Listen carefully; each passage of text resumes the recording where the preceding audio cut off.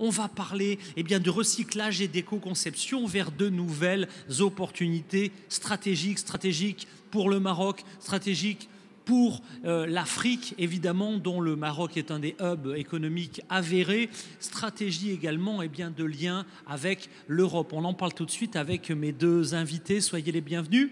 Présentation. Alors, je m'appelle Aya Laraki et je suis la fondatrice de la maison Cuimer. Cuimer, c'est quoi? C'est une tannerie marocaine qui surcycle les déchets de poissons pour en faire du cuir. Un cuir qui est éco-responsable parce que c'est des déchets. Et en même temps, ça respecte la condition animale parce qu'on ne tue pas des animaux pour avoir les peaux. Eh ben oui, pour avoir le produit. Vous nous avez mis l'eau à la bouche, je ne sais pas si c'est la bonne expression, mais dans quelques instants, vous allez à la fois nous parler de surcyclage et de traitement justement de déchets animaux, notamment du poisson. Merci d'être avec nous à la tribune. Présentation. Merci. Chérine Ziani, Kilimanjaro Environnement. On est spécialisé dans la collecte et la valorisation d'huiles alimentaires usagées en biocarburant, ici au Maroc, depuis quelques années déjà. Merci à toutes les deux d'être avec nous. Hicham, on nous annonce peut-être l'arrivée d'un troisième participant. Alors, arrivera-t-il ou pas? Il a un peu de retard, on espère. Donc, si vous voyez quelqu'un monter pendant cette émission sur le plateau, ne vous inquiétez pas. Il ne s'agit pas d'un imposteur, mais bien d'un invité retardataire. Alors, allons-y.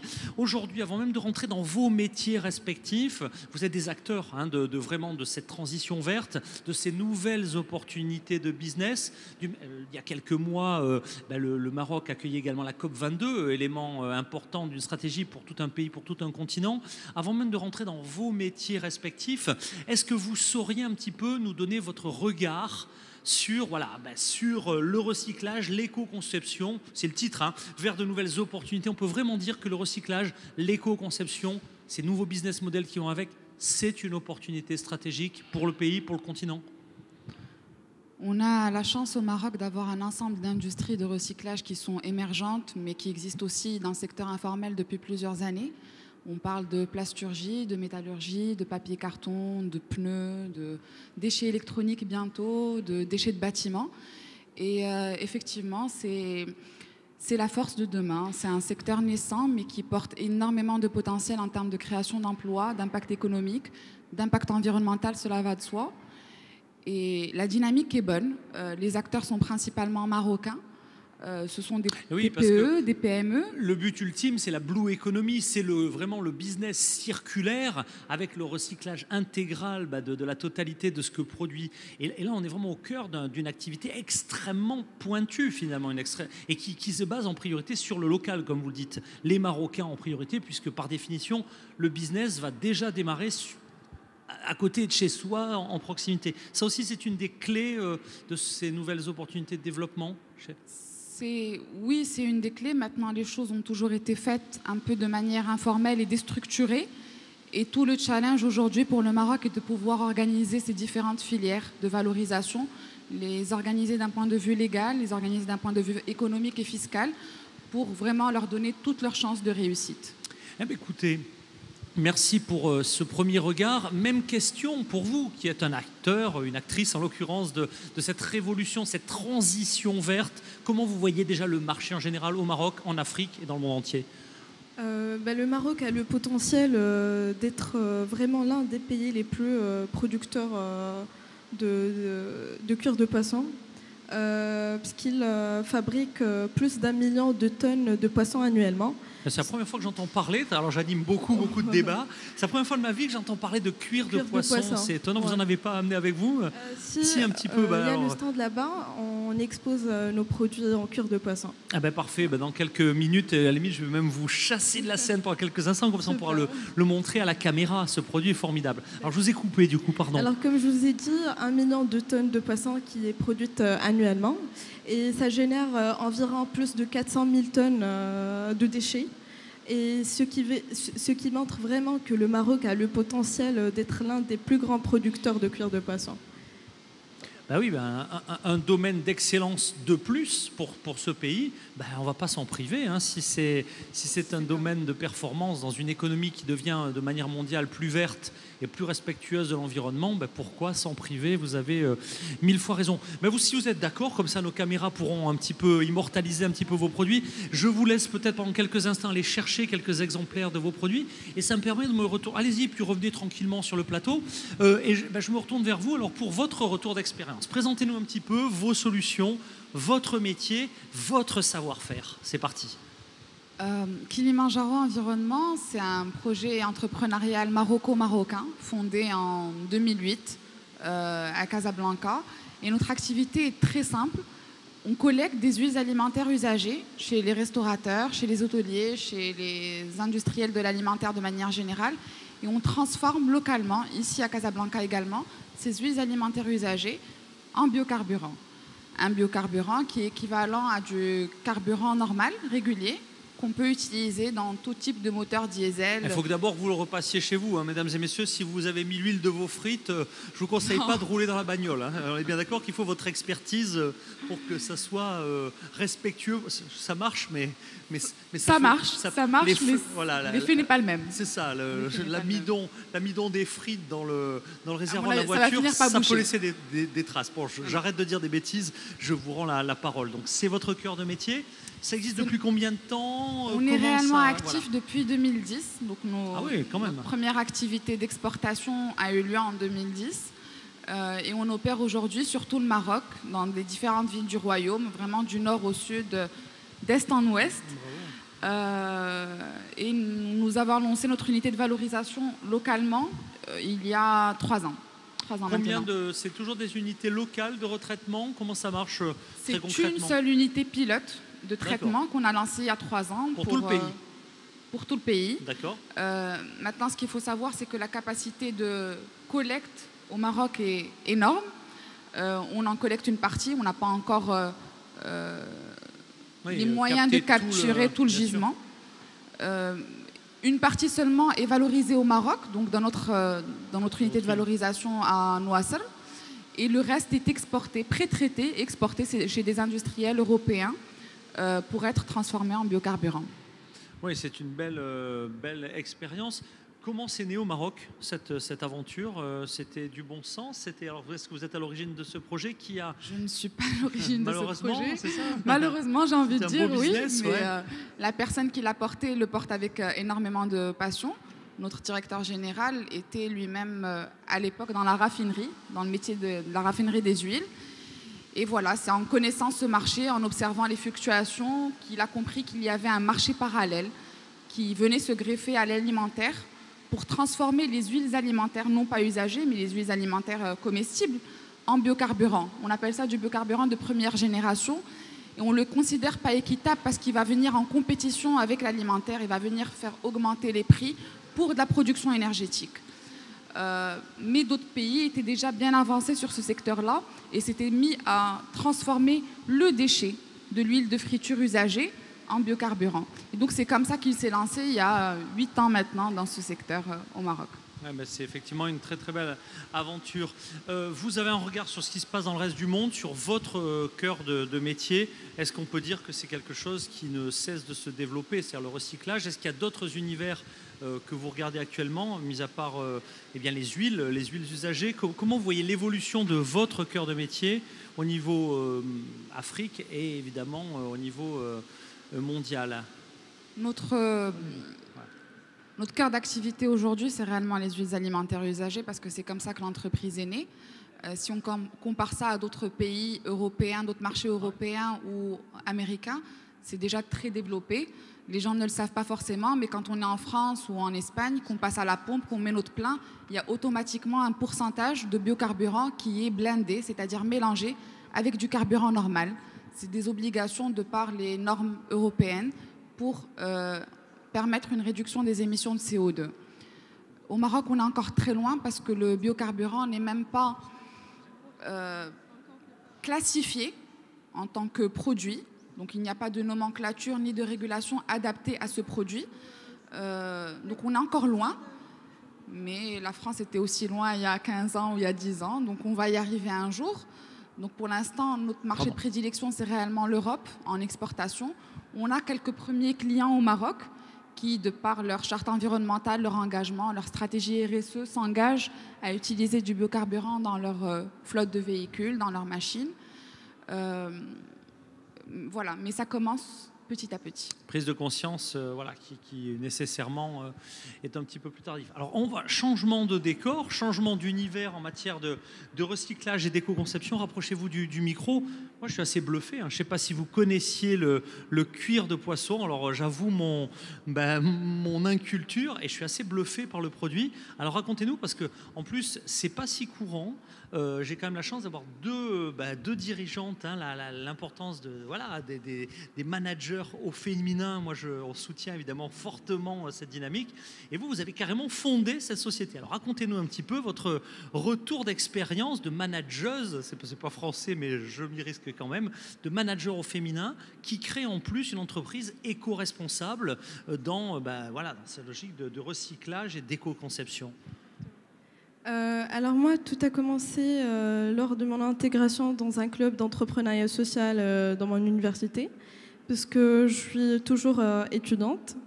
Et le but était de créer des projets à fort impact social et environnemental. Et on a fait pas mal de sorties de terrain dans les zones côtières de Sidi El Hal. Et c'est là où on a découvert qu'il y a pas mal de déchets de poissons.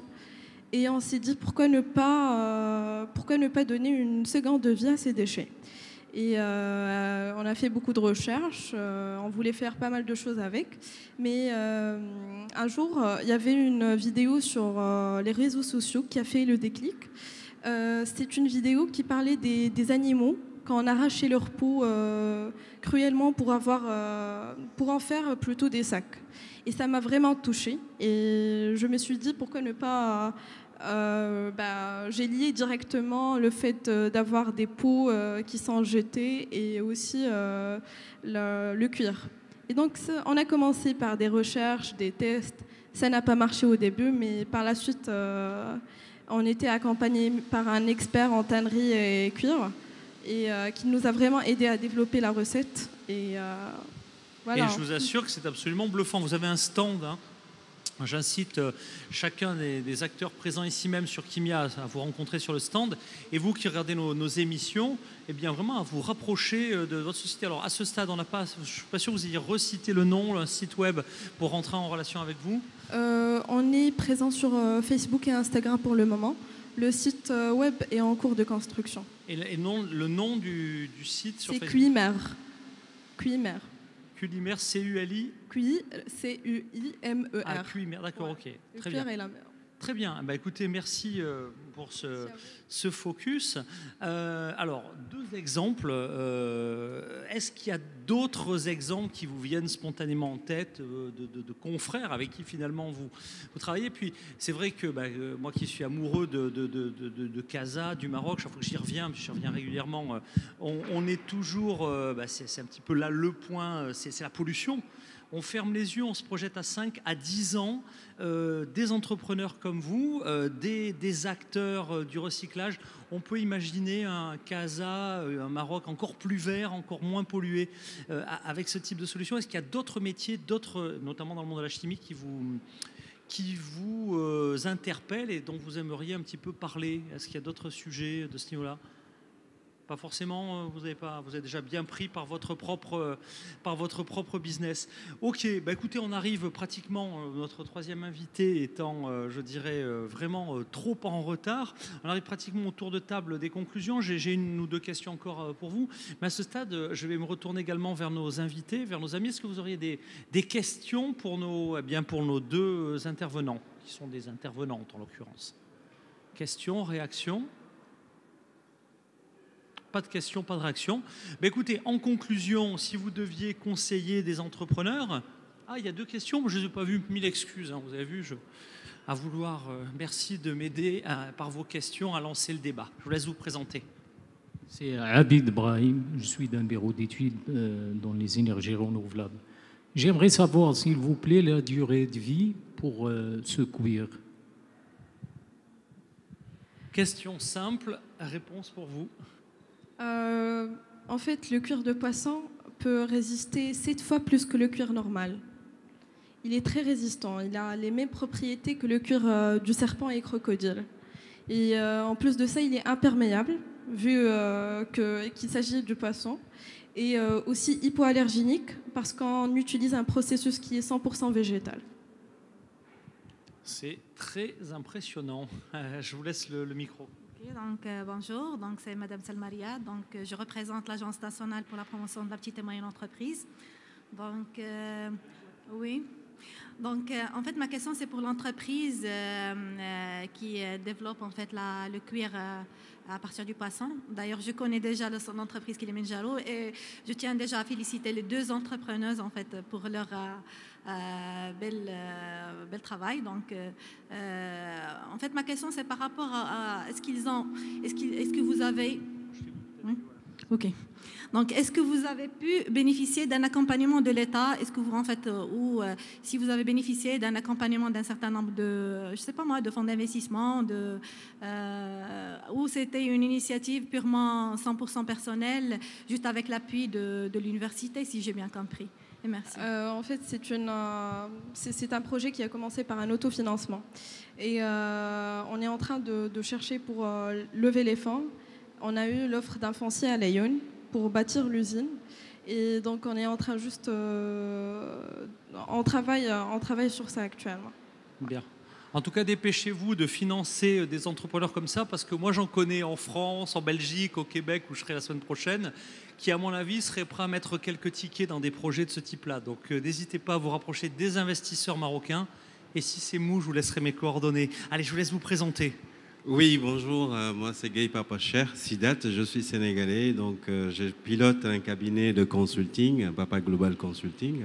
En fait, elle venait juste de répondre à ma question. Vous attendez quoi techniquement pour quitter le stade artisanal, pour industrialiser et pour faire profiter effectivement de votre compétence et de votre savoir-faire, et surtout du courage d'entreprendre.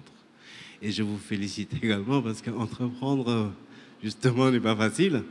Et puis, vous avez osé, donc bravo et félicitations. Je vous remercie. Merci, je m'associe à ce qui vient d'être dit. Réaction? Alors, durant cette période, on était en train de travailler sur la recette de tannage, ce qui nous a vraiment pris beaucoup de temps. Et pour le moment, à ce stade, on a validé la recette et on cherche à industrialiser le processus. D'accord, c'est effectivement une bonne réponse. En tout cas, on a deux beaux exemples. Je vous propose peut-être pour conclure cette émission un dernier conseil. Donc maintenant, on va fermer les yeux et je vais vous transformer non plus en acteur, mais en consultant. Pendant 5 minutes, ce sera la conclusion, 2 minutes chacune, et bien nous dire si vous deviez conseiller un entrepreneur, un créateur pour aller vers ce business du recyclage et de l'éco-conception, quels seraient vos conseils à vous pour réussir dans ces nouveaux business models? En ce qui me concerne, je crois que la persévérance est vraiment très importante. Parce qu'avancer dans un pays comme le Maroc, c'est vraiment difficile. Mais vraiment, il y a beaucoup de personnes qui peuvent vous encourager, qui peuvent vous aider. On vient de lancer le projet il y a 1 an. Et maintenant, on est accompagné par la Chambre française du commerce. On est accompagné par Espace Bidaya. Et on est aussi accompagné par Groupe Le Matin. Ce qui nous fait vraiment plaisir et ce qui nous ce qui nous aide à développer des partenariats et avancer dans notre business. Donc, il faut juste oser et vraiment croire en vous, croire à votre entreprise et voilà, ça va marcher. Jeune, on dit que le talent n'attend pas le nombre des années. Jeune, entrepreneur au féminin et plein d'énergie. Toutes mes félicitations. Même question, un conseil pour ceux qui... Persévérance. L'entrepreneuriat de façon générale est très très dur parce que quand on se lance, tout le monde nous encourage, mais une fois qu'on n'est pas payé à la fin du mois, personne n'est là pour nous backuper. Sur un secteur comme celui du recyclage, on a beaucoup de choses qui se font aujourd'hui au Maroc. Je pense que ce dont on a besoin, c'est d'innover. c'est d'apporter de nouveaux procédés comme cela, de ne pas refaire la roue dans de la plasturgie ou dans de la métallurgie, des procédés qui sont brevetés et qui existent déjà et qui roulent déjà très bien. On parlait il y a quelque temps d'un exemple à Marrakech d'un monsieur qui faisait du solaire à partir d'un procédé avec du charbon. Ça a été développé au Maroc, ça a été breveté au Maroc, c'est une première mondiale et c'est génial. Ça porte un nom, c'est l'innovation frugale. Et c'est apparemment, non, mais dans un monde qui compte maintenant plus de 10 milliards d'habitants, il faut dire que les solutions, elles viendront de l'innovation frugale. Les solutions viendront effectivement de l'innovation et c'est vraiment dans de l'innovation qu'il faut se lancer. Maintenant, il faut bien sûr sécuriser ses arrières, s'assurer que la réglementation est bonne. On a encore quelques problèmes de réglementation au Maroc. C'est un secteur qui n'est pas encore mature. Donc tous les déchets ne sont pas soumis à un cadre légal encourageant, ou du moins qui va permettre de protéger le secteur et l'entrepreneur. Donc connaître le cadre légal, s'assurer qu'on ne prend pas trop de risques, avoir un backup d'institutions comme la NPME ou comme d'autres institutions bancaires qui vont pouvoir permettre à ce projet de se développer rapidement, parce que finalement on peut avoir de bonnes idées mais on peut rester au stade de fœtus pendant 10 ans et ne pas apporter l'impact pour soi et pour le pays économique, social, environnemental qu'on souhaitait au départ. Donc vraiment rassembler et se faire bien entourer avec tous les outils qu'il faut. Eh bien, écoutez, merci à toutes les deux pour votre témoignage. Merci à vous d'avoir assisté nombreux à l'enregistrement de cette émission et à très bientôt à l'antenne de Kimia Africa. Merci.